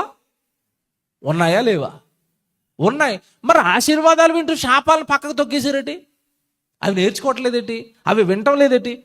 మరలా చెప్తున్నాను, క్రైస్తవ్యానికి భయం పోవడానికి గల కారణం ఏంటంటే దేవుడు ఏ ఏ విషయాల్లో శపిస్తాడో కూడా అవగాహన లేదు. బైబిల్ నేర్చుకోవట్లేదు. వాళ్ళకి ఇష్టమైనవే నేర్చుకుంటున్నారు, వాళ్ళకి సంతోషాన్ని ఇచ్చేవే నేర్చుకుంటున్నారు. ఏమంటే బైబిల్లో మీరు ఒక వండర్ఫుల్ సందర్భం చూపిస్తారు, మీరు ఆశ్చర్యపోతారు. అసలు శాపాలు ఎన్నుంటాయా బైబిల్లో? దేవుని ఆశీర్వాదాలు అనగానే బైబిల్లో టక్కును గుర్తొచ్చే అధ్యాయం ఏంటి చెప్పండి మీకు? ద్వితీయోపదేశకాండం 28వ అధ్యాయం కదా. వెరీ గుడ్, భలే చెప్పారు చూసారా టక్కుమని. బైబిల్లో ఆశీర్వాదాలు అనగానే టక్కును గుర్తొచ్చే అధ్యాయం అండి ద్వితీయోపదేశకాండం 28వ అధ్యాయం అండి. అక్కడంతా ఏముంటుంది? నువ్వు పొలంలోకి వెళ్ళిన దీవింపబడతావు, నీ పట్టణంలోకి వెళ్ళిన దీవింపబడతావు, నీ పిండి పిసుకు తొట్టే, నీ నూనె బుడ్డే, మొత్తం అన్ని దీవెనలు దీవెనలు దీవెనలు అనగానే ఆ చదువుతున్నప్పుడు చెవులకి ఎలాగుంటా చెప్పండి మనకి? హాయిగా ఆనందంగా, నేను పొలంలోకి వెళ్ళిన దీవెనే, పట్టణంలోకి వెళ్ళిన దీవెనే, ఎక్కడికి వెళ్ళిన దీవెన దీవెన దీవెన అనగానే హాయిగా ఉంటుంది. ఆ హాయి అక్కడ ఎంతసేపో ఉండదు. ద్వితీయోపదేశకాండం 28వ అధ్యాయం 1 నుంచి 14 వరకే ఆశీర్వాదాలు ఉంటాయి. ఆ అధ్యాయంలో మొత్తం 68 వచనాలు ఉంటాయి. బాగా చదువుకున్నాను నేను బైబిల్. ఇదే పనికి చదువుకోవటమే. ఈ 68 వచనాలు ఉంటే ఆ 28వ అధ్యాయం జాగ్రత్తగా వినాలి. ఆ ద్వితీయోపదేశకాండం 28వ అధ్యాయంలో 68 వచనాలు ఉంటాయి. 68 వచనాలలో 14 వచనాలు దీవెనలు, మిగతా 54 వచనాలు శాపాలు. ఇప్పుడు చెప్పండి, శాపాలు ఎక్కువ ఉన్నాయా దీవెనలు ఎక్కువ ఉన్నాయా? సరిపోయిందా? ఇప్పుడు మన జీవితకాలం నుంచి మనం పుట్టినాటి నుండి బైబిల్లో ఏమి నేర్చుకుంటున్నాం? దీవెనలు. మరి శాపాల లిస్టు సంగతి ఏంటి? మీరు చదువుకోండి, అక్కడ 15 దగ్గర స్టార్ట్ అవుతాయి. ద్వితీయోపదేశకాండం 28:15 స్టార్ట్ అయ్యాయి. ఇదిగో, నేను చెప్పిన మాట గనక నువ్వు వినలేదా, నీ మీదకి శాపం వస్తుంది. ఈ పాపం చేసావా, ఈ శాపం. ఈ పాపం చేసావా, ఈ శాపం. ఈ పాపం చేసావా, ఈ శాపం. ఎన్ని ఉంటాయి అనుకున్నారు? 54 వచనాలండి. శాపాలు చిన్నదా లిస్ట్? ఇప్పుడు అక్కడ యెహోషువ ఏం చేస్తున్నాడు? యెహోషువ గారు ఏం చేస్తున్నాడు? కేవలం దీవెన వచనాలే కాదు, వాళ్ళకి ఏం కూడా వినిపిస్తున్నాడట? శాపవచనాలు. దీవెన వచనము శాపవచనము రెండూ నేర్చుకున్నాడు అనుకోండి, వాడికి దీవెన విన్నప్పుడు భక్తి పుడుతుంది, శాపాలు విన్నప్పుడు భయం పుడుతుంది. అర్థమైందా నా పాయింట్? ఎందుకు చెప్తున్నాను ఇదంతా? భయము భక్తి కలిగిన వాడే ఎక్కడికి వెళ్తాడు? పరలోకానికి వెళ్తాడు. నువ్వు ఓన్లీ దీవెన వచనాలు విన్నావు అనుకో, దేవుడి మీద నీకు భక్తే పుడుతుంది. నెక్స్ట్ పుట్టాల్సింది పుట్టదు. ఏం పుట్టాలి దేవుడు అంటే? భయం. భయం ఉందా ఈరోజు? నిజాలు మాట్లాడుకుందాం. మనకి భయం ఉందండి దేవుడు అంటే? పాము అంటే భయమా? భయమేనా? భయమే. తేలంటే భయమా? భయమే. చివరికి గోడ మీద ఉన్న బల్లి అంటే భయమా? భయమే. దేవుడు అంటే ఎవడు పట్టించుకున్నాడు, ఎవడు చూసి వచ్చాడు. ప్రార్థన చేయకపోతే ఏమవుతుంది, బైబిల్ చదవకపోతే ఏమవుతుంది, టైంకి దేవుడి సన్నిధికి వెళ్ళకపోతే ఏమవుతుంది, ఆయన ఏం చేస్తాడు? నిజం చెప్పండి, భయం ఉందండి క్రైస్తవులకి? భయం ఉందా? భయం ఉండదండి. నిజం చెప్తున్నాడు. మళ్ళీ దేవుడు అంటే కాస్త కోస్త ఇష్టం ఉంది. బాగా వినండి, నేను ఏం తప్పు పట్టలేదు. మన భక్తి ఉంది, మనకి ఇష్టం ఉంది దేవుడు అంటే. ఇష్టం ఉండబట్టే ఇక్కడ వరకు వస్తాం, ఇష్టం ఉండబట్టే బైబిల్ కొనుక్కున్నాం, ఇష్టం ఉండబట్టే బైబిల్ కవర్ వేసాం. కాస్త బైబిల్ ఉంటే జిప్ ఓపెన్ చేసేవాళ్ళం. మీకు విషయం అర్థమైందా? దేవుడు అంటే ఇష్టం ఉంది కనుక రక్షణ పొందాం, దేవుడు అంటే ఇష్టం ఉంది కనుక బైబిల్ పట్టుకున్నాం, దేవుడు అంటే ఇష్టం ఉంది కనుక దాన్ని కవర్ వేసావు. భయం ఉంటే ఆ జిప్ ఓపెన్ చేసి ప్రతిరోజు దేవుడు ఏం చెప్పాడని చదువుతాడు. చదవటం లేదంటే వీడికి ఏమి లేదు. ఇప్పుడు చెప్పండి, భయం లేదు. భయం ఉన్నవాడు బైబిల్ చదువుతాడు. భయం పుట్టాలంటే బైబిల్ చదువుతాడు. భక్తి పెరగాలంటే బైబిల్ చదువుతాడు. ఇప్పుడు జాగ్రత్తగా ఆలోచిస్తే మీరు బ్రతుకు దినాలన్నిటినీ బైబిల్ చదువుకోవాలని ఎందుకంటున్నాడు అంటే, దేవుడు ఆయన ఇష్టానుసారం బ్రతకకపోతే ఆయన ఇచ్చే శాపాలు, ఆయన వేసే శిక్షలు కూడా మనకి తెలియాలి. తెలియకపోతే రక్షణ భాగ్యాన్ని మనం ఏం చేస్తాం? పోగొట్టుకుంటాం. అందుకే అన్నాడు, మనుషులందరూ రక్షణ పొందిన తర్వాత ఏం చేయాలి? సత్యమును గూర్చి అనుభవ జ్ఞానం సంపాదించాలి. ఇందాక ఒక ప్రశ్న వేశాను మధ్యలో మీకు. ఏంటి ప్రశ్న? బాప్తిస్మము పొందిన వాళ్ళు నరకానికి వెళ్ళే అవకాశం ఉందా లేదా? కన్ఫర్మేషన్ ఏమన్నా బైబిల్లో? బాప్తిస్మం తీసుకున్న తర్వాత కూడా బైబిల్ నేర్చుకుని ఆ వాక్యానుసారం బ్రతకకపోతే బాప్తిస్మం తీసుకున్నవాడు అయినా సరే నరకవే. బైబిల్ కన్ఫర్మేషన్ ఇచ్చింది. కొరింథీయులకు రాసిన మొదటి పత్రిక, జాగ్రత్తగా రాసుకోండి. ఇవి కొరింథీయులకు రాసిన మొదటి పత్రిక 10వ అధ్యాయం నుంచి చదువుదాం. వీళ్ళు ఇశ్రాయేల్ గురించే మళ్ళా పౌలు గారు అక్కడ ప్రస్తావిస్తున్నాడు. కొరింథీయులకు రాసిన మొదటి పత్రిక 10వ అధ్యాయం చూద్దాం. మొదటి నుంచి చదువుదామే. కొరింథీయులకు రాసిన మొదటి పత్రిక 10వ అధ్యాయం మొదటి నుంచి. సహోదరులారా, ఈ సంగతి మీకు తెలియకుండా నాకు ఇష్టం లేదు. జాగ్రత్తగా వినాలే. సంఘానికి చెప్తున్నాడు పౌలు గారు, బాబు అందరూ బాప్తీసం తీసుకున్నారు కదా, గుడికి వస్తున్నారు కదా, రొట్టె ద్రాక్షాసం తీసుకున్నారు కదా, మీకు సంగతి చెప్పాలి. ఇది తెలియకపోవటం నాకు ఇష్టం లేదు, ఇది మీకు ఖచ్చితంగా తెలియాలి సంఘస్థులు అందరికీ అన్నట్టు. ఇంతగా ఆయనే ఆశీర్వాదం చెప్తాడు అనుకుని ఉంటారు వాళ్ళు. ఆ రోజు నెమ్మదిగా ఓపెన్ చేశాడు, ఈ సంగతి మీ అందరికీ తెలియాలి అన్నట్టు. ఏంటి? సంఘంలోకి వచ్చేసాం కదా, బాప్తిసం తీసేసుకున్నాం కదా, మనం పరలోకం వెళ్ళిపోతామని కానీ డిసైడ్ అయిపోయారేమో, మీకు సంగతి తెలియాలి. ఏంటది చెప్తున్నాడు చూడండి జాగ్రత్తగా. అదేమనగా మన పితరులందరూ మేఘము క్రింద నుండిరి. ఉన్నారా? ఇశ్రాయేల్ నడిపించేటప్పుడు దేవుడు దేని కింద నడిపించాడు? మేఘం కింద నడిపించాడు, ఎండ దెబ్బ తగలకుండా. నెక్స్ట్, వారందరూ సముద్రములో నడిచిపోయిరి. నడిచారా? ఎర్ర సముద్రం మధ్యలో నడిచారు. నెక్స్ట్, అందరూ మోషేను బట్టి మేఘములోను సముద్రములోను బాప్తిస్మము పొందిరి. అంటే ఇశ్రాయేల్ ప్రజలందరికీ ఏమైపోయిందట? బాప్తిస్మం అయిపోయింది. బాప్తిస్మము అనగానే రక్షణ అండి. మనల్ని ఈరోజు యేసుక్రీస్తుల వారి రక్తంతో కడిగి కాపాడుతున్నాడు. ఆ రోజు వాళ్ళు దేంతో కాపాడాడు? పగలు మేఘస్తంభం, రాత్రి అగ్నిస్తంభం. ఏదైనా సముద్రం లాంటి వడ్డు వస్తే సముద్రాన్ని చీల్చేసి అందులో కాపాడుకుంటా, అంటే రక్షణ. అది రక్షించాడు ఆ రోజు వాళ్ళందరినీ కాపాడాడు. రక్షణలోకి వచ్చేసారు వాళ్ళందరూ. అంటే బాప్తిస్మము పొందేశారు వాళ్ళందరూ. అదే ఉంది అక్కడ ఎగ్జాక్ట్గా మీకు ఏమనుంది? సముద్రములో వారు బాప్తిస్మము పొందిరి అంటే వీళ్ళందరూ బాప్తిస్మం అయిపోయిన వాళ్ళే.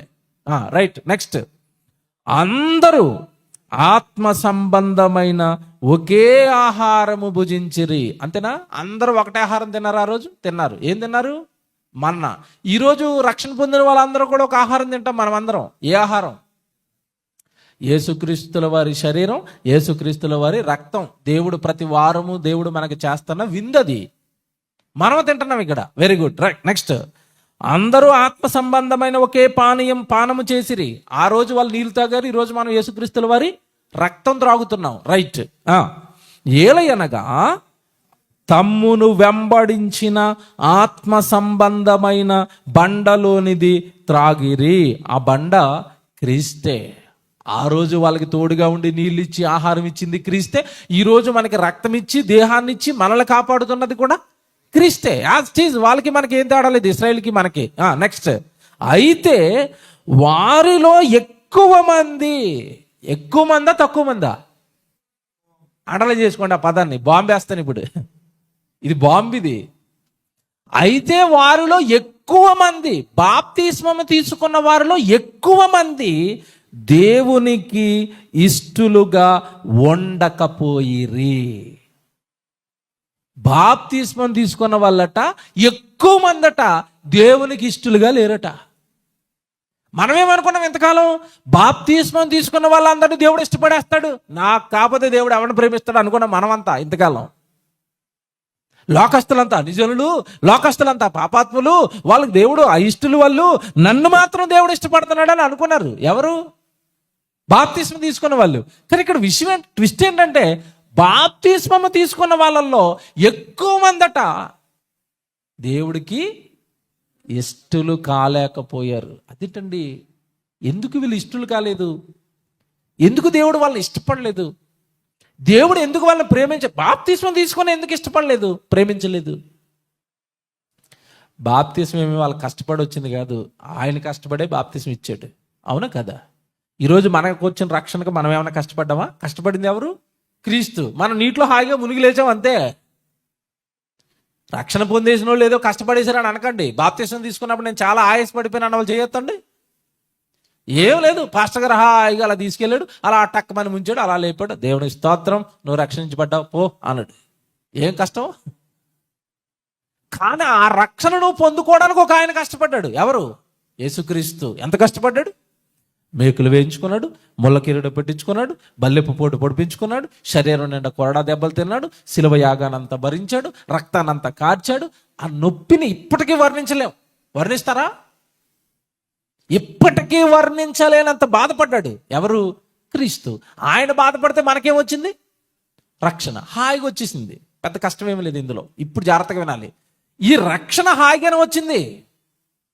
రక్షణ పొందుకున్న నువ్వు దేవునికి ఇష్టడుగా మారాలి అంటే మనుషులందరూ రక్షణ పొంది నెక్స్ట్ సత్యమును గూర్చిన అనుభవ జ్ఞానం. సత్యమును గూర్చిన అనుభవ జ్ఞానం అంటే ఇప్పుడు చెప్తాను, జాగ్రత్తగా వినండి. చాలామంది ఆ పదం సత్యమును గూర్చిన అనుభవ జ్ఞానం అంటే బాగా వాక్యం చెప్పడం అనుకున్నారు. కాదు కాదు. నేను మీ నిమిత్తము ప్రాణము పెట్టాను, మీరు మీ సహోదరుల నిమిత్తం ఏం పెట్టాలి? ప్రాణము పెట్టండి. ఆ వాక్యాన్ని అనుభవించి నువ్వు ప్రజలకి చెప్పాలి. అర్థమవుతుందా? అర్థమవుతుంది కదా? కొంచెం కష్టంగా ఉంటుంది, నాకే ఎక్స్ప్లెయిన్ చేయడం కష్టం, మ్యాక్సిమం ట్రై చేస్తాను. అర్థం చేసుకోండి. నేను ప్రాణం పెట్టాను అన్నాడు యేసుక్రీస్తుల వారు. ప్రాణం పెట్టాను అన్నది చేసి చూపించాడా, మాటల్లో చూపించాడా? చేసి చూపించాడు. ఇప్పుడు నువ్వు ప్రాణం పెట్టంటే ఆ వాక్యాన్ని నేర్చుకొని చెప్పడం కాదు, నువ్వేం చేయాలా? ఏం చేయాలా? ఇప్పుడు చెప్పండి, క్రైస్తవులలో ఎవరికి అనుభవ జ్ఞానం ఉందో చెప్పాలా? మీరు సర్వలోకానికి వెళ్ళి సర్వ సృష్టికి సువార్తను ప్రకటించండి అన్నాడు కదా. వెళ్ళు, కుటుంబాన్ని విడిచిపెట్టి. ఎన్ని బాధలు వస్తాయో మాకు తెలుసు, ఎన్ని శ్రమలు వస్తాయో మాకు తెలుసు, ఎన్ని నిందలు వస్తాయో మాకు తెలుసు. కుటుంబాన్ని విడిచిపెట్టి ఒక రోజు ఉండగలవండి? మీరు ఉండగలరా? పిల్లల్ని చూడకుండా ఉండగలరా? భర్తతో భార్యతో సొంత ఇంట్లో ఉండకుండా ఉండగలరా? మీరు ఉండలేరు. చెప్పటం ఈజీ, సువార్త చేయండి అని. చేయటం కష్టం. కష్టం. అన్నవాళ్ళు ప్రతి సంవత్సరం వచ్చేస్తారు. వారం రోజులు వాళ్ళ ఉద్యోగాలు వదిలేసి, వాళ్ళ కుటుంబాలు వదిలేసి, ₹1,000 ఇక్కడ ఖర్చు పెట్టి ఎందుకు ఉండాలంటే ఒకరికో ఇద్దరికో వాక్యం నేర్పించాలి. ఇది కష్టం. ఇది కష్టం అండి. ఇది నిజంగా చెప్తానండి, కష్టం. ఇది శ్రమది, బాధది, పెయిన్. అది తట్టుకోలేని పెయిన్. అది కొన్ని సందర్భాల్లో ఆ సభల్లో ఉన్న కన్వీనర్స్ కానీ, సభల్లో వాక్యం చెప్తున్న సేవకులకు కానీ కొన్నిసార్లు వాళ్ళు చెప్పుకోలేని కష్టాలు వస్తాయి. పెయిన్ అది. దాన్ని దేవుడు అన్నాడు, ఏ జ్ఞానం? అనుభవపూర్వకమైన జ్ఞానం. అసలు చదవడానికే టైం లేని వాళ్ళకి, బైబిల్ ధ్యానించడానికే టైం లేని వాళ్ళకి అనుభవ జ్ఞానం వస్తుందా? వస్తుందా? డాక్టర్ గారు ఆపరేషన్ చేసేటప్పుడు తొలినాళ్ళల్లో ఆపరేషన్ చేస్తాడు కదా. ఆపరేషన్ చేసేటప్పుడు అప్పుడే ట్రైనింగ్ అయ్యాడు, ఆపరేషన్ చేస్తున్నాడు, తెలీదు. స్టార్టింగ్లో ఒకరిద్దరిని చంపేస్తాడు. చంపేసిన తర్వాత అతనికి ఏమొస్తుంది? అనుభవం వచ్చి నెక్స్ట్ నుంచి పేషెంట్కి ఎలా ట్రీట్మెంట్ చేయాలో నేర్చుకుంటాడు. అంటే అది పని. ఆపరేషన్ చేయడానికి వెళ్ళిన తర్వాత అర్థమైంది, పని చేస్తానప్పుడు అర్థమైంది. దేవుడు అంటున్నాడు, నేను బైబిల్లో రాయించిన ప్రతి వచనంలోనూ నీకేం రావాలి? అనుభవం. ఇంకోటి చెప్పిన ఎగ్జాంపుల్, ఇప్పుడు అది మీకు కష్టంగా ఉందేమో, సింపుల్ది ఇంకోటి చెప్తాను. నీవు నీ పొరుగుడిని ప్రేమిస్తున్నావు, వెరీ గుడ్. నీకు ఫేవర్గా ఉన్న వాళ్ళందరినీ ప్రేమిస్తున్నావు, వెరీ గుడ్. కానీ బైబిల్లోకి వచ్చేసరికి దేవుడు అన్నాడు, అది నాకు సరిపోదు. మరి ఏం చేయాలి ప్రభువా? నీ శత్రువును కూడా నువ్వేం చేయాలి? ప్రేమించాలన్నాడు. ఒకసారి మీరు ట్రై చేయండి. మిమ్మల్ని హింసిస్తున్న వాళ్ళని, మిమ్మల్ని దూషిస్తున్న వాళ్ళని, మీ గురించి చెడగా మాట్లాడుతున్న వాళ్ళ దగ్గరికి వెళ్ళి, బ్రదర్ బాగున్నావా, గాడ్ బ్లెస్ యూ అను. గుండె కదులుతుందేమో చూడు.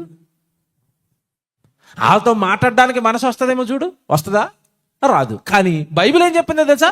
నువ్వు నా కుమారుడు అయితే, నా కుమార్తె అయితే, నువ్వు శత్రువుకు సైతం మేలు చెయ్యాలి అని చెప్పింది.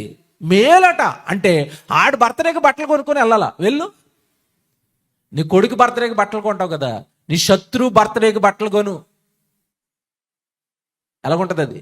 దాన్ని దేవుడు అంటున్నాడు బైబిల్లో అనుభవ జ్ఞానం. ఆ అనుభవ జ్ఞానం అంటే బైబిల్లో నేను చెప్పిన ప్రతి మాట పాటించడానికి ట్రై చేస్తున్నప్పుడు వచ్చే పెయిన్ ఉంటుంది చూసావు, వచ్చే ఇరుకులు ఉంటాయి చూసావు, వచ్చే ఇబ్బందులు ఉంటాయి చూసావు, అవి అనుభవించరా, అప్పుడే నువ్వు నాకు ఇష్టడువు అన్నాడు. ఇప్పుడు చెప్పండి, క్రైస్తవ్యంలో ఎంతమంది దేవుడికి ఇష్టం? ఇందాక ఒక పదం దగ్గర టికెట్ కొమ్మన్నాను కదా, ఏ పదం? ఆయన ఆ బాప్తిస్మము పొందిన వాళ్ళందరి గురించి మాట్లాడుతూ ఎక్కువ మంది దేవునికి ఇష్టలుగా ఉండకపోయారు. ఇప్పుడు చెప్పండి, క్రైస్తవ్యంలో దేవుడికి ఎంతమంది ఇష్టలు? ఎవడిని శత్రువుని ప్రేమించేవాడు? ఎవడు సువార్త కొరకు ఆస్తిని ఖర్చు పెట్టేవాడు? ఎవరి సువార్త కొరకు దేహాలు ఇచ్చేవాడు? ఎవడు దేవుడి కొరకు యథార్థంగా బ్రతికేవాడు?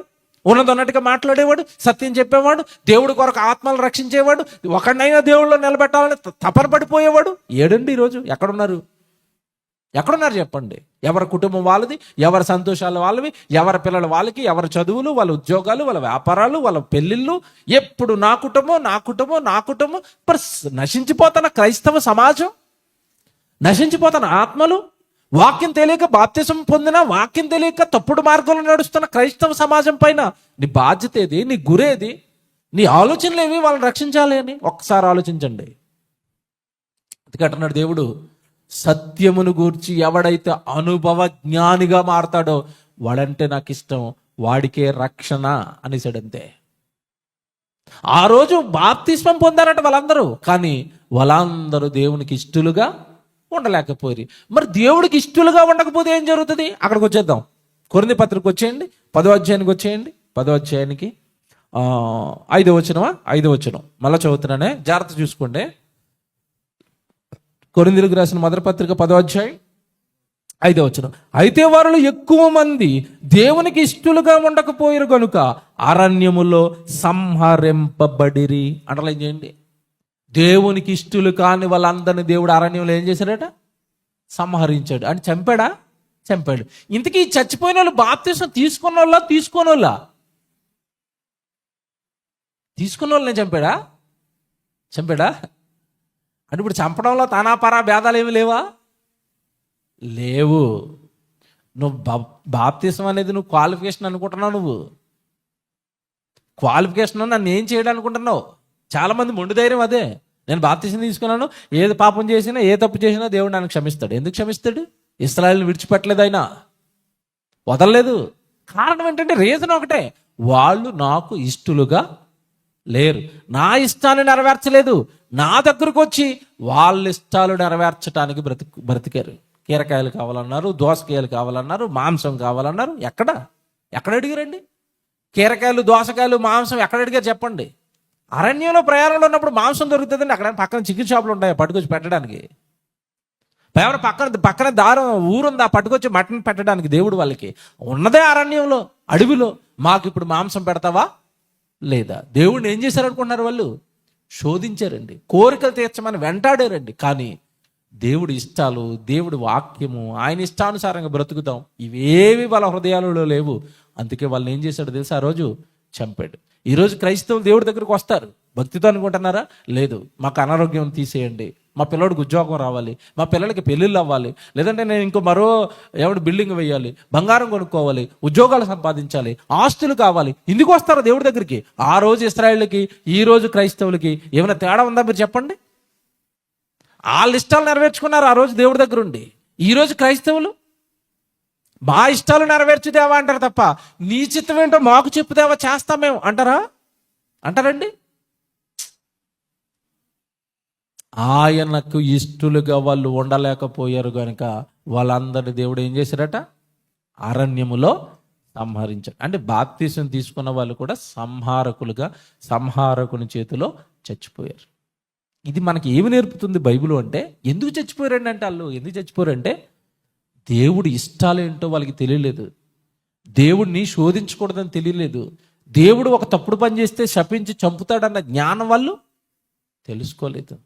మీకు ఒక మాట చెప్తానండి, బైబిల్ చాలామంది పట్టుకుని తిరుగుతున్నారు, సంతోషం. కానీ ఆ బైబిల్ పైన పట్టులేదు. అసలు లోపలేముందో తెలీదు. ఆ దేవుడిని ఎందుకు నమ్మాలో తెలీదు. ఆ దేవుడి కోసం ఎలా బ్రతకాలో తెలీదు. రెండో రాకడ జరుగుతుంది, రెండో రాకడలో నేను యేసుప్రభు ముందు నిలబడాలన్న భయం లేదు. ఆ రోజు తీర్పులు జరుగుతాయన్న భయం లేదు. ఆ రోజు మనం చేసిన పాపాలు, ఆ రోజు మనం చేసిన నేరాలు, లేదా ఏమన్నా ఇలాంటి చక్కగా దేవుడు కార్యక్రమాలు పెట్టుకుంటే ఆ కార్యక్రమాలు అన్నీ కూడా బయటికి తీస్తాడు యేసుప్రభు, లెక్కలు తీస్తాడు, మన చిట్టా అంతా బయట పెట్టేస్తాడు, మన జీవితాన్ని అంతానన్న భయం లేదు. బతుకుతున్నారు అలా లోకంలో, తినుకుంటూ త్రాక్కుంటూ అది లోకాన్ని అనుభవించుకుంటూ. పుట్టించిన దేవుడికి కానీ, ప్రాణం పెట్టిన ప్రభువుకి కానీ ఒక్క ఉపయోగపడే పని అండి ఒక్కరి జీవితంలో కనపడటం లేదండి. అంత లోకం లోకం లోకం లోకం. చాలా దారుణంగా ఉన్నాయి జీవితాలు. కారణం ఏంటంటే, ఈరోజు మేము వాక్యం చెప్తున్నామన్నా, ఇగో వేదిక మీద ఉన్న సేవకులు వీళ్ళు యవ్వన కాలంలో దేవుని సేవకులుగా మారిపోయి వాక్యం చెప్తున్నారన్నా, కింద ఉన్న అన్నయ్య వాళ్ళు చక్కగా ₹1000 ఖర్చు పెట్టి తిమోతి అన్నయ్య వాళ్ళు కార్యాలు చేస్తారు. ఒకటే రీజను, వాక్యం విన్నారు బాగా, దేవుడు అర్థమయ్యాడు. అమ్మో దేవుడి కోసం బ్రతకాలా, దేవుడి కోసం పుట్టామా, దేవుడి కోసం చెయ్యాలా. ఎందుకు వచ్చింది మా తపన అంటే, మా వెనకాల ఎవరు ఫోర్స్గా మీరు చేయాలని మమ్మల్ని నడిపిస్తున్న వాళ్ళు ఎవరు లేరు. మమ్మల్ని నడిపిస్తున్నది వాక్యం. నేర్చుకున్న వాక్యం అర్థమైపోయింది. దేవుడు అంటే భయం పుట్టింది. దేవుడి కోసం బ్రతకకపోతే నిత్యరాజ్యం ఎలాగిస్తాడన్న ఆలోచన పుట్టింది. మీరు ఆలోచించండి ఒకసారి, బైబిల్ చదవండి రోజు, లేదా మా ప్రసంగాలు ఉంటాయి యూట్యూబ్లో వినండి. మీరు పనిచేస్తారు, మీరు ఆత్మ సంబంధులుగా మారుతారు, మీరు పరలోక రాజ్యం పైన ఆశ పెట్టుకుంటారు, మీరు మీ ప్రాంతాలలో దేవుడి పని చేయడానికి ముందుకు వస్తారు. ఒకటే చెప్తాను, శరీర సంబంధి ఆత్మ సంబంధిగా మారితేనే తప్ప పరలోక రాజ్యం అనేది వాళ్ళకి ఇవ్వడు దేవుడు. మళ్ళీ చెప్తాను, ఇది అండర్లైన్ చేసుకోండి. పరలోక రాజ్యానికి అర్హత ఉండదు. శరీరంలో ఉన్నంతకాలం తిండి, బట్ట, లోకం, ఏమిటి ఉద్యోగాలు, చదువులు, ఇక్కడే నీ బుర్ర తిరుగుతుంది అనుకోండి, అసలు పరలోకానికి నువ్వు అసలు అర్హుడు కాదు. పరలోకానికి వెళ్ళే అర్హత నీకు లేదు. నువ్వు ఆత్మ సంబంధిగా మారాలి. ఆత్మ సంబంధిగా మారితే శరీరాన్ని జయిస్తావు, శరీర కోరికలు జయిస్తావు, శరీర ఆశలు జయిస్తావు. నువ్వు ఎప్పుడైతే ఆత్మ సంబంధిగా మారావో, శరీర సంబంధిగా ఉన్నంతకాలం నీ కుటుంబం అంటేనే నీకు ఇష్టం. నీ కొడుకు, నీ కూతురు, లేదంటే నీ మనవళ్ళు, నీకు నీ ఫ్యామిలీ ఉంటుంది కదా, నీ ఫ్యామిలీనే ఇష్టపడతావు శరీర సంబంధం అయితే. అదే ఆత్మ సంబంధిగా మారేవనుకో, ప్రపంచంలో ఉన్న మనుషులందరూ ఎవరి పిల్లలు? దేవుని పిల్లలు. నా కుటుంబం బాగుంది, వాళ్ళ కుటుంబం బాగోలేదని వాళ్ళ కుటుంబం మేలు కోసం ఆలోచిస్తావు. ఆత్మ సంబంధుల ఆలోచనలు ఇవి. మరి శరీర సంబంధి ఆత్మ సంబంధిగా మారి అందరినీ ప్రేమించి అందరూ వెళ్ళబోయే మహాలోకం కోసం వాడు బ్రతకాలి అంటే, వాడు నిరంతరము వినవలసింది, నేర్చుకోవలసింది వాక్యం. వాక్యానికే శక్తి ఉంది. కొరింథీయులకు రాసిన ఏమండి మొదటి పత్రికలోనే ఉన్నారు కదా, 3వ అధ్యాయానికి రండి. ఇదే పత్రికలో 3వ అధ్యాయానికి రండి. జాగ్రత్తగా రాసుకోండి, ముగించేస్తాను ఇక. 3వ అధ్యాయం మొదటి నుంచి చదువుదామా? 3వ అధ్యాయం 1వ వచనం. సహోదరులారా, ఆత్మ సంబంధులైన మనుషులతో మాట్లాడినట్టు నేను మీతో మాట్లాడలేకపోతున్నాను. పౌలు గారండి, ఏంటి ప్రభువులోకి వచ్చి కొరింథీ పట్టణంలో సంఘంలోకి వచ్చిన మీతో ఆత్మ సంబంధులతో మాట్లాడినట్టుగా మాట్లాడలేకపోతున్నాను.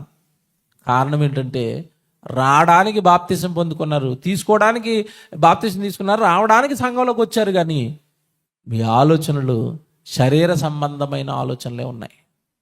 మీరు ఇంకా ఆత్మ సంబంధులుగా మారలేదు. అందుకే నేను మీతో అలా మాట్లాడలేకపోతున్నాను. నెక్స్ట్, శరీర సంబంధులైన మనుషులే అనియు క్రీస్తునందు పసిబిడ్డలే అనియు మీతో మాట్లాడవలసి వచ్చెను. అంటే ప్రభు రక్షణ పొంది సంఘంలోకి చేర్చిన వాడట క్రీస్తునందు ఎవరట? రక్షణ పొందిన వాడు క్రీస్తునందు ఎవడట? పసిబిడ్డ. పసిబిడ్డ అంటే అప్పుడే దేవునిలో పుట్టాడు. మరి బిడ్డ ఎదగాలంటే, పసిబిడ్డ ఎదగాలి అంటే ముందేం పట్టాలమ్మ వాడికి? పాలు పట్టాలి. ఏ పాలు? డబ్బా పాలా? తల్లి పాలు పడితే బలంగా ఉంటాడు, డబ్బా పాలు పడితే బలహీనంగా ఉంటాడు. తల్లిపాలు అంటే ఒరిజినల్ పాలు, డబ్బా పాలు అంటే డూప్లికేట్ పాలు. అంటే వీడు క్రీస్తులో జన్మించిన తర్వాత ఒరిజినల్ పాలు, అంటే బైబిల్లో ఉన్న దీవెన వచనాలు, శాప వచనాలు, దేవుడు భయం, దేవుడి కోపం, ఇవన్నీ నేర్చుకున్నాడు అనుకోండి, స్ట్రాంగ్ తల్లిపాలు తాగినాడు. వీడు వన్ సైడ్ జాగ్రత్తగా ఆశీర్వాదాలు ఆశీర్వాదాలు ఆశీర్వాదాలు అన్నాడు. ఇది డబ్బా పాలు, ఇది కంప్లీట్గా అందలేదు. వీడు ఎప్పటికైనా పడిపోయే ప్రమాదం ఉంటుంది. ఎందుకంటే దేవుడి గురించి తెలియదు, పూర్తిగా సగం నేర్చుకున్నాడు. అలా క్రీస్తునందు రక్షణ పొంది వాక్యం నేర్చుకొని వాళ్ళందరూ దేవుడికి ఎలా కనబడుతున్నారట? పసిబిడ్డలు, శరీర సంబంధులు మీరంతా. మరి ఎలాగెళ్తారు పరలోకం? పసిబిడ్డ ఏం చేస్తే ఎదుగుతాడు? పాలు తాగాలి. మరి ఈ రక్షణ పొందిన వాడు ఎదగాలంటే నిర్మలమైన వాక్యం అనే పాలు త్రాగాలి. తెలుసు కదా అది మీకు. మొదటి పేతురు 2వ అధ్యాయంలో ఉంటుంది. మొదటి పేతురు 2వ అధ్యాయం 1, 2, 3 వచనాలు చదివితే ఇదే ఉంటుంది. నిర్మలమైన వాక్యమును పాలను మీరు అపేక్షించుచు రక్షణ విషయంలో మీరు ఎదుగు నిమిత్తము ఆ పాలను మీరు ఏం చేయాలి? అపేక్షించండి అని ఉంటుంది. మీరు చదువుకోండి, తర్వాత టైం అయిపోతుంది. పాలు త్రాగితేనే రక్షణలో ఎదుగుతాడు. పాలు తాగితేనే దేవుడి గురించిన సమస్తాన్ని నేర్చుకుంటాడు. శ్రమ వస్తే నిలబడతాడు, కష్టం వస్తే తట్టుకుంటాడు. యోబుని గురించి నేర్చుకున్నవాడు యోబు సహనం గురించి నేర్చుకుంటాడు. ఏమంటే ఇక్కడ ప్రాబ్లం ఏంటంటే, నేను ఓ పదం ప్రయోగించాను, మీ అందరికీ బాధ కలిగిన ఎక్స్ప్లెనేషన్ ఇస్తున్నాను దానికి. ఆశీర్వాదాలు మాత్రమే విన్నవాడు డబ్బా పాలు తాగినవాడు పడిపోతాడని ఎందుకన్నానంటే, యోబుని గురించి చెప్పేటప్పుడు అందరూ ఏం చెప్తారు చెప్పండి? మనకి ఏం చెప్తారు? యోబును 2 అంతలు దీవించిన దేవుడు నిన్ను కూడా ఏం చేస్తాడు? ఇదే డబ్బా పాలు అంటున్నాను నేను. యోబును దీవించిన మాట రైటు, నిజం, సగం వరకు నిజం అది. కానీ యోబుకు దీవెనలు రావడానికి ముందేం జరిగింది అది చెప్పండి. ఏం జరిగింది? ఏం జరిగిందమ్మా? ఆస్తంతా పోగొట్టుకున్నాడా? ఇప్పుడు నేను అడుగుతున్నాను, యోబుని దీవించిందేవా నన్ను దీవించని అడిగేవాడు దేవుడి కోసం ఏం ఆస్తి పోగొట్టుకున్నాడు? ఇల్లు పోగొట్టుకున్నాడా? పొలం పోగొట్టుకున్నాడా? పిల్లలు చచ్చిపోయారా దేవుడి కోసం? సేవకి ఏదైనా మినిస్ట్రీకి పంపించేసి, లేదన్నా ఏదో ఒక దేవుడు నామాన్ని ఒప్పుకొని దేశానికి ఏమంటే ఒక సేవకుడికి ఆ దేశాన్ని పంపించేసి సేవలోనే ఏమైనా కొడుకుని చంపుకున్నాడా? ఏమి లేదు. కానీ యోబుని దీవించిందేవా నన్ను కూడా ఏం చేయాలి? అలాగెలాగవుతుందండి? నువ్వు యోబుని దీవించిందేవా నన్ను దీవించాను అనాలి అంటే ముందేం చేయాలి? యోబు పిల్లలందరినీ చంపిందేవా నా 2 పిల్లల్ని ఎప్పుడు చంపేస్తావు అనాలి. అంటవా? వాళ్ళకి జ్వరం వస్తేనే ఊరుకో దెబ్బలాడతావు దేవుడితో. వాడికి జ్వరం వస్తేనే దేవుడితో దెబ్బలాడే నువ్వు పిల్లల్ని దేవుడికి ఇచ్చేస్తావా? ఆస్తిని ఇచ్చేస్తావా? సబెడుతున్నావు అంటే 1000 రూపాయలు ఇవ్వడానికి 4 సార్లు ఆలోచించే మనం దేవుడి కోసం ఆస్తులు పోగొట్టేసుకుంటావా? మీకు అర్థమవుతుందా? అంటే కంప్లీట్గా నేర్చుకోవటం లేదు. యోబు జీవితం నేర్చుకుంటే కంప్లీట్గా నేర్చుకోండి. దీవెన ఒకటే నేర్చుకుంటానంటున్నారేంటి? మరి యోబు జీవితంలో వచ్చిన శాపాలు, యోబు జీవితంలోకి వచ్చిన కష్టాలు, యోబు పడ్డ శ్రమలు వద్దా? నువ్వు పడవా? అవి ఏమి పడ్డట? ఆశీర్వాదాలు మాత్రం కావాలట. ఈ డబ్బా పాలు ఇవి పనావది భక్తి. పాలు నేర్చుకుంటేనే పసిబిడ్డ గట్టి బిడ్డ అవుతాడు దేవుడి కోసం. నిర్మలమైన పాలు నేర్చుకోవాలి. కల్మషం లేని వాక్యం వినాలి. మరి జాగ్రత్తగా వినండి. కల్మషం లేని వాక్యం సభలు పెడతారండి. మేము పోయిన సంవత్సరం వచ్చాను, నేను ఈ సంవత్సరం వచ్చాను. వాళ్ళ డబ్బులు ఖర్చు పెట్టడం తప్ప వచ్చిన వాళ్ళ దగ్గర ఏమైనా అడుగుతారా? ఎందుకు జరుగుతారా ఈ సభలో? ఏమైనా కల్మషం ఉందా? డబ్బులు సంపాదించుకోవడానికా, పేరు సంపాదించుకోవడానికా, సంఘాలు కట్టుకోవడానికా? ఏముంది చెప్పండి? పాపం వాళ్ళ కష్టం. నిస్వార్థంగా కొద్దిమందికైనా దేవుడి గురించిన సత్యం తెలియాలి. కల్మషం లేదు.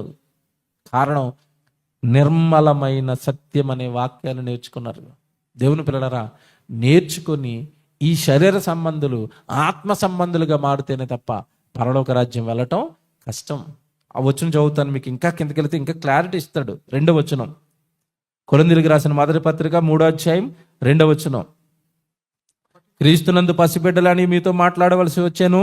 అప్పట్లో మీకు బలము చాలకపోయినందున పాలతోనే నేను మిమ్మల్ని పెంచితిని గాని అన్నముతో మిమ్మల్ని పెంచలేదు. అంటే పాల తర్వాత ఏం తాగాలట? నెక్స్ట్ మళ్ళీ అన్నమట.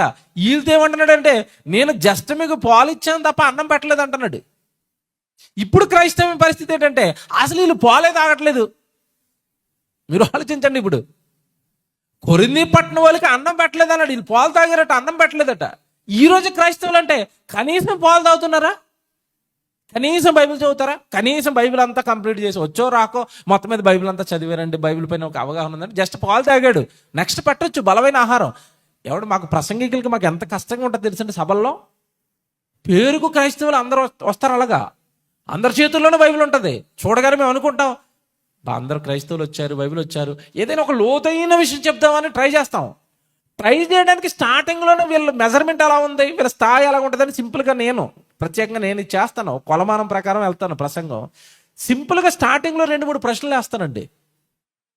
అక్కడి నుంచి క్విక్గా ఆన్సర్ వస్తుంది అనుకోండి, నాకు అర్థమైపోద్ది వాళ్ళ స్టాండర్డ్, పర్లేదు లోపలికి వెళ్ళొచ్చు అని. వాటికి కూడా ఎలా చూస్తున్నాను అనుకోండి, నాకు అర్థమైపోద్ది అసలు వీళ్ళు డబ్బా పాలు కూడా తాగలేదు. ఇంక పెద్ద అన్నం ముక్కలు, బిర్యానీ ముక్కలు ఇంకెక్కడ పెడతాను చెప్పండి వాళ్ళకి. అయిపోయింది ఆ రోజు ప్రసంగం అంతా. పైపైన మళ్ళీ బేసిక్స్, మూలపాఠాలు అన్నీ చెప్పుకుంటూ రావాలి. అయిపోతుంది ఆ రోజు, ఆ సమయం అంతా అయిపోద్దండి పైపైన చెప్పడానికి. మీకు అర్థమవుతుందా? సేవకుడి పెయిన్ ఇది, సేవకుడి బాధ ఇది. బలమైంది చెప్దామని ఉంటుంది, రిసీవ్ చేసుకోగలరో లేరో మీకు ఇది అర్థం కాదు. ఉదాహరణ చెప్తాను. బిడ్డ అప్పుడే పుట్టాడు, పాలు తాగుతున్నాడు.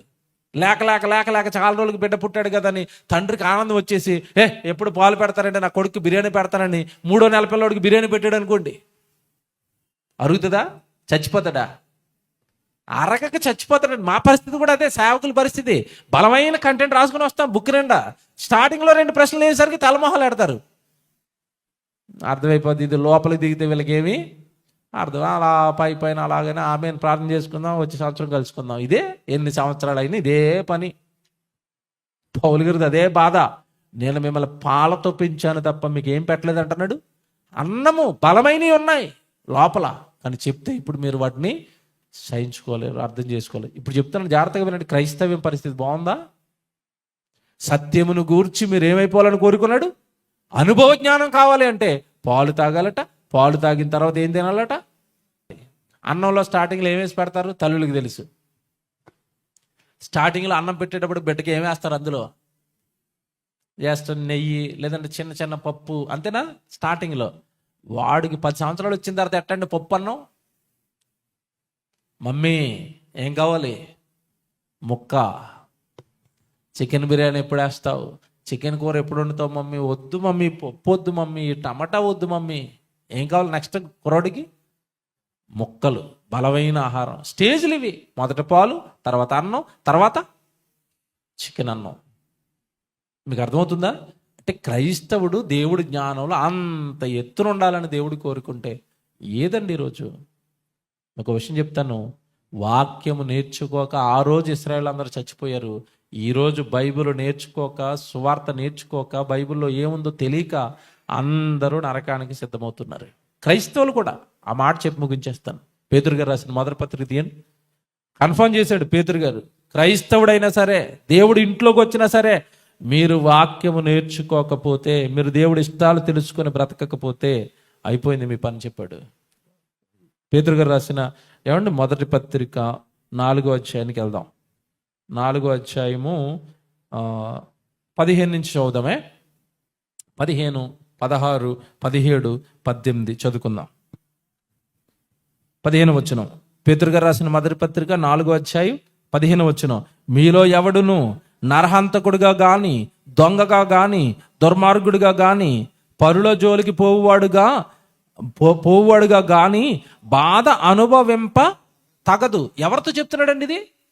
క్రైస్తవులతో చెప్పి మీలో ఎవడను నరహంతకుడుగా గాని అంటున్నాడేంటి? క్రైస్తవుడు అయి ఉండి కూడా వీడు ఏం చేస్తున్నాడు? ఇంకా ఏం చేస్తున్నాడు? అదేంటండి అది? బాప్తిసం తీసుకుని హత్యలు చేస్తున్నాడా? చేస్తున్నారు. ఉండరు అలాంటి వాళ్ళు? ఉన్నారు. ఎందుకున్నారు వీళ్ళు? చంపకూడదన్న ఆజ్ఞ బైబిల్లో ఉందని వాడికి తెలియదు. తెలిసిన ఆజ్ఞను వాడు మీరి బ్రతుకుతున్నట్టు. ఇప్పుడు జాగ్రత్తగా వినండి. నరహంతకుడిగా కానీ నెక్స్ట్ దొంగగా కానీ, దుర్మార్గుడుగా కానీ, పరుల జోలికి పోవాడుగా కానీ బాధ అనుభవింపతగదు. ఎవడైనను క్రైస్తవుడైనందుకు బాధ అనుభవించిన ఎడల అతడు సిగ్గుపడక ఆ పేరును బట్టి దేవుడిని మహిమపరచవలెను. చూసారా, క్రైస్తవుడైనందుకు బాధ అంటే సువార్త కోసం బాధపడవచ్చు, దేవుడు వాక్యం చెబుతూ నిందలు పడవచ్చు, కష్టాలు పడవచ్చు. క్రైస్తవుడిగా బాధలు పడు, అంతే తప్ప నరహంతకుడిగా బాధపడకు. దొంగతనం చేసి దొరికిపోయిన తర్వాత జైల్లో వేసి పోలీసులు కొడుతుంటే అమ్మ బాబోయ్ నా కోసం ప్రార్థన చేయండి అని అనకో. ఎవడు చేయడు అప్పుడు నీకు ప్రార్థన? దొంగడికి ఎవడని చేస్తాడు ప్రార్థన? నరహంతకుడికి ఎవడని చేస్తాడు ప్రార్థన? ఆ బాధలు నువ్వు పడకూడదు. క్రైస్తవుడు కదా, అది లోకం పడుతుంది వాక్యం తెలియక. ఇప్పుడు ఏమంటున్నాడు చూడండి నెక్స్ట్ వచనంలో, 17వ వచనంలో.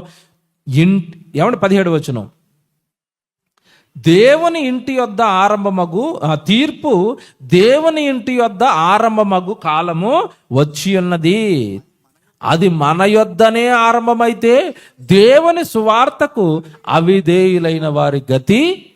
చూసారా, తీర్పు ఎక్కడ స్టార్ట్ అవుతుందట? దేవుని ఇంటి వద్ద. ఏది దేవుని ఇల్లు? సంఘం అండి. అంటే ఇప్పుడు తీర్పు ఎక్కడ స్టార్ట్ అవుతుంది అంటాడు దేవుడు? సంఘంలో తీర్పు ఎందుకు? రక్షణ పొందేశారు కదా. రక్షణ పొందాడు, తర్వాత చేయలేదు. ఏంటది? సత్యమును గూర్చి, అంటే అనుభవం. దేవుడి కోసం బ్రతకటం నేర్చుకోలేదు, వాక్యాన్ని బాగా నేర్చుకోలేదు, ఆ వాక్యాలు జీవితంలో పాటించలేదు, అసలు వాక్యంతో సంబంధం లేనట్టుగా బ్రతికాడు గనక తీర్పు ఎక్కడ స్టార్ట్ అవుతుందట? ఇంటి వద్ద ఆరంభమగు కాలము వస్తే ఆ సువార్తకు అవిధులైన వారి గతి ఏమగును. తర్వాత మాట చూడండి అక్కడ, మరియు నీతిమంతుడే రక్షింపబడుట దుర్లభమైతే భక్తిహీనుడు పాపియు ఎక్కడ నిలుతురు? కాబట్టి దేవుని చిత్త ప్రకారము బాధపడేవారు సత్ప్రవర్తన గలవారై నమ్మకమైన సృష్టికర్తకు తమ ఆత్మలను అప్పగించుకోవాలి. దేవుడి కోసం కష్టపడాలి, దేవుడి కోసం బాధలు అనుభవించాలి, దేవుడి కోసం ఎన్నో త్యాగాలు చేయాలి. అవన్నీ నువ్వు చెయ్యాలి అంటే బలమైన ఆహారం తినాలి. ఏంటి బలమైన ఆహారం అంటే? వాక్యం. ఏమంటే ప్రారంభంలో ఉన్న అపోస్తుల దగ్గర ఉన్న శిష్యులు వాళ్ళకున్న చరస్థిరాస్తులు అమ్మారా? అమ్మారు. ఎందుకు అమ్మారు చెప్పండి? తెలుసా ఎవరికైనా? అపోస్తులు చరస్థిరాస్తులు ఎందుకు అమ్మారు తెలుసా? అపోస్తులు బలమైన బోధ చేశారు వాళ్ళకి. ఏ బోధ? ఆత్మ సంబంధమైన బోధ. మనం పరలోకం వెళ్ళిపోదాం, మనకు అది కదా శాశ్వతం, ఈ లోకంలో ఏముందని ఈ లోకపు ఆశలను చంపే బలమైన బోధ చేశారు. ఆ బోధ విన్న సంఘం అంతా కూడా వాళ్ళకున్న చరస్థిరాస్తులు అమ్మి అక్కడ పెట్టారు, అటుకొచ్చి. ఏమండి, అపోస్తుల పాదాల దగ్గర ఆస్తులు పెట్టిన వాళ్ళు క్రైస్తవులేనా? క్రైస్తవులేనా? క్రైస్తవులు. ఈరోజు దేవుడి దగ్గరకు వచ్చి ఆస్తులు అడుగుతున్న వాళ్ళు క్రైస్తవులేనా? సైలెంట్గా ఉండిపోయారు. వాళ్ళు ఆస్తులు పెట్టారు, వీళ్ళు ఆస్తులు అడుగుతున్నారు. వాళ్ళు ఆత్మ సంబంధులు, వీళ్ళెవరు? సింపుల్. సో నువ్వు వాక్యంతో ఆత్మ సంబంధిగా మారితే త్యాగం చేస్తావు, కష్టపడతావు, అనుభవ జ్ఞానంతో ఎక్కడికి వెళ్ళిపోతావు? పరలోకానికి వెళ్ళిపోతావు. సో నిర్ణయం మీది. బాగా వాక్యం నేర్చుకోండి. ఈ శరీరం ఏమీ లేదు, ఈ లోకంలో ఏమీ లేదు, అన్ని విడిచిపెట్టి వెళ్ళిపోవాలి. ఆత్మ సంబంధులుగా మారండి, పరలోక రాజ్యానికి సిద్ధపడండి.